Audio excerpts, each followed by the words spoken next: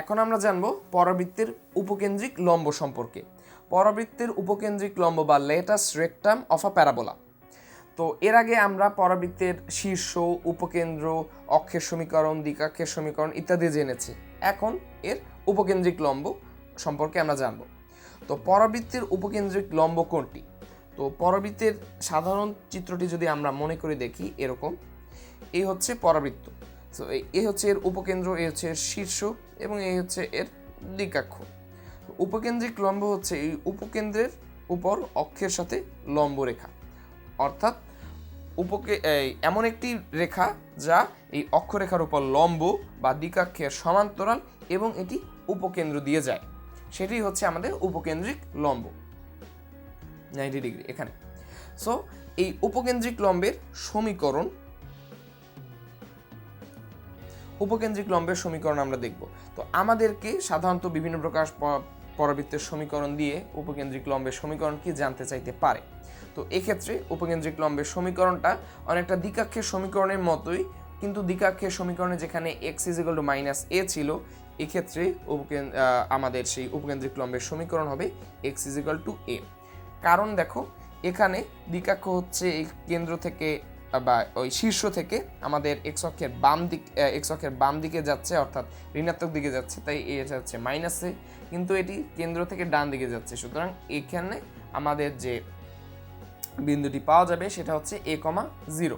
সুতরাং a,0 বিন্দুগামী লম্বরেখা, দ্যাট ইজ x a।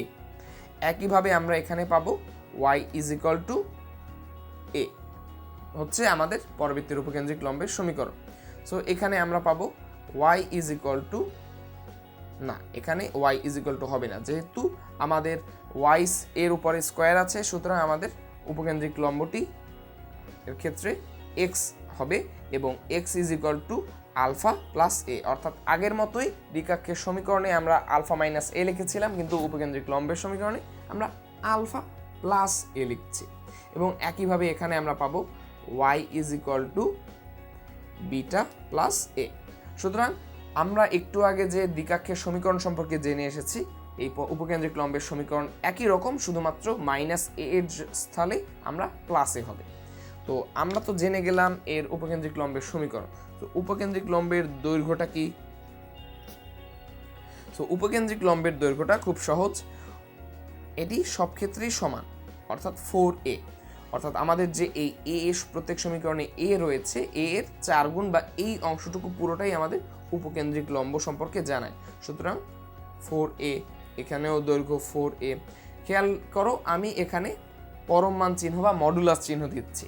এর কারণ হচ্ছে উপকেন্দ্রিক লম্বের দৈর্ঘ্যের কথা যেহেতু বলছি, এই দৈর্ঘ্য আমরা যখন গ্রহণ করব শুধুমাত্র মান গ্রহণ করব, অর্থাৎ এখানে আমরা ঋণাত্মক হলে ঋণাত্মক দৈর্ঘ্য নিব না, শুধুমাত্র ধনাত্মক মানটি নিব বা ধনাত্মক দৈর্ঘ্য গ্রহণ করব, তাই আমরা মডুলাস চিহ্নটি ব্যবহার করেছি। সুতরাং আমরা জেনে গেলাম পরাবৃত্তের উপকেন্দ্রিক লম্বের সমীকরণ এবং পরাবৃত্তের উপকেন্দ্রিক লম্বের দৈর্ঘ্য, যা আমাদের বিভিন্ন ধরনের গাণিতিক সমস্যায় আমাদের কাছে জানতে চাওয়া হয়। তো ওই পরাবৃত্ত সম্পর্কিত বিভিন্ন বিষয় আমরা এখন জেনে গিয়েছি। এরপর আমরা পরাবৃত্তের স্পর্শক সহ আরও বিভিন্ন বিষয় সম্পর্কে আলোচনা করব। তো আমাদের সাথেই থাকো।